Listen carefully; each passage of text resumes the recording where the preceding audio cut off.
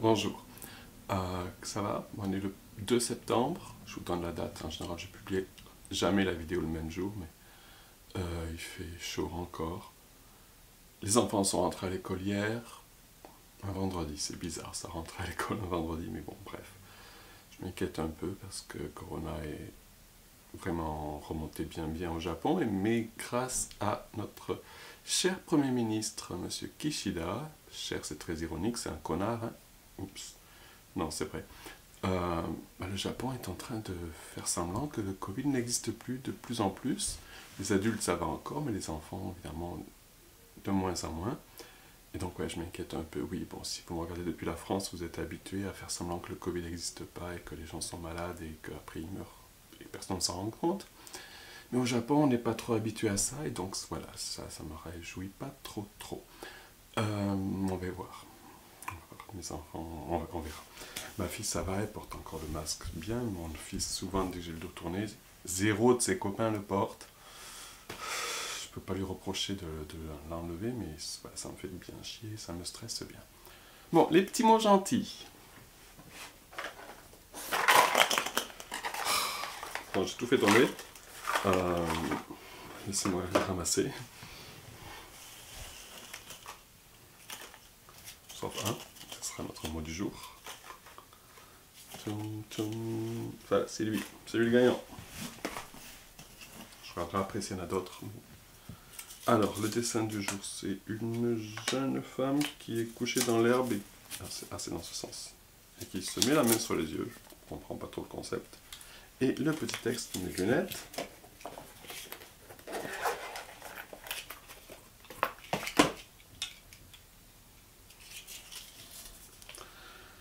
Un cœur qui n'est point faux doit aimer ses amis avec tous leurs défauts. Oui, c'est joli, une petite poésie aujourd'hui, donc. Un cœur qui n'est point faux doit aimer ses amis avec tous leurs défauts. Bien sûr, c'est ça l'amour. De Jean-François Regnard, que je ne connais pas. Alors, cette vidéo sera en deux parties. Je vais aller voir qui c'est et je vous reviendrai en vous racontant qui c'est. Voilà, donc à tout à l'heure. Ou dans 3 semaines, on verra.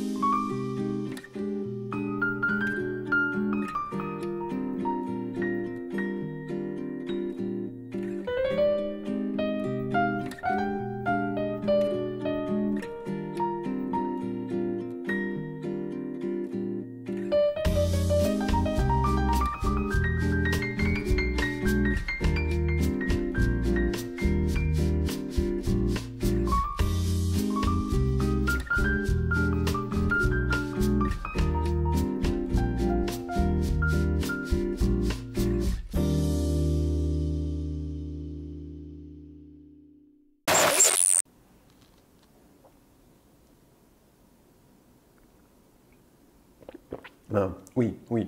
Alors, Jean-François Regnard. Jean-François Regnard, donc, j'ai mes notes. J'ai mes lunettes. Non, en fait, je blague, j'ai pas de notes. J'ai tout mémorisé.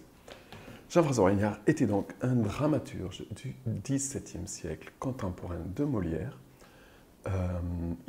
Il n'est bizarrement pas très célèbre, pourtant à l'époque il était le deuxième plus célèbre dramaturge après Molière. Et je ne sais pas trop, oui, pourquoi. Je pense que c'est un des problèmes. Les Anglais ont la même chose avec Shakespeare, c'est que les contemporains d'auteurs comme Molière ou Shakespeare sont devenus tellement importants sur la culture de leur pays, sur leur langue même, que les autres collègues ou compétiteurs de la même époque sont parfois passés, pas dans l'oubli, mais presque. Donc Jean-François Rénière était donc un dramaturge, lui aussi écrivait des pièces de théâtre et surtout des comédies à la même époque que Molière. Et il est moins célèbre. Il a fait aussi un roman qui s'appelle La Provençale. Je ne pense pas l'avoir lu, mais ça me dit vaguement quelque chose. J'ai dû entendre parler de ce roman lors de mes études, de mes trop longues études littéraires, diraient certains, mais ce n'est pas vrai. Juste la bonne longueur.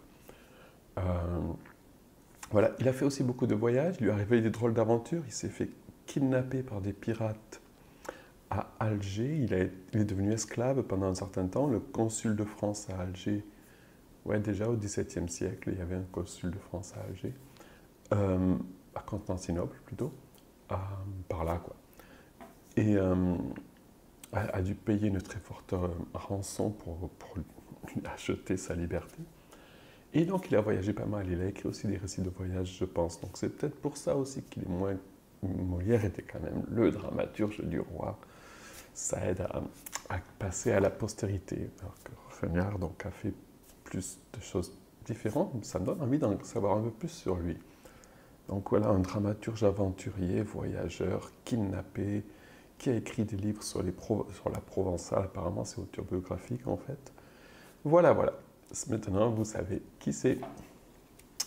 À bientôt.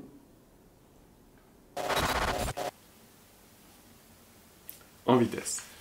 Il y a 2 secondes, je vous expliquais que Jean-François Rénière donc, avait été capturé à Alger, libéré à Constantinople, et je dis dans ce coin-là, et j'attends les commentaires qui vont me dire « Constantinople, Alger, c'est pas dans le même coin ». Oui, ma faute.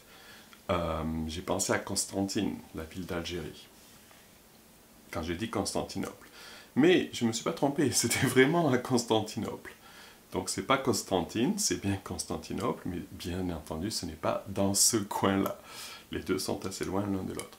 Et il était esclave pas d'un petit gars comme ça, un petit pirate machin, il était esclave d'un...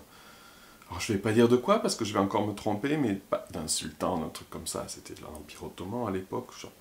J'arrête là, je vais dire plein de conneries parce que je connais pas trop le contexte historique de la région, de l'Afrique du Nord et comment c'est lié à Constantinople. Je pense un empire ottoman, probablement. Bref, on s'en fout. Non, on s'en fout pas. Je devrais écrire des textes en fait. Je sais pas improviser. Je sais pas les grands youtubeurs, ils font ça comment, ils improvisent. Vous improvisez pas, j'en sais rien. Moi j'aime bien improviser parce que sinon si en plus je prépare des textes, je vais pas m'en sortir. Et vous, je paye, voilà. Et je blablate encore une fois trop, donc c'est Constantinople, mais c'est pas dans ce coin-là. Voilà, à bientôt, bye.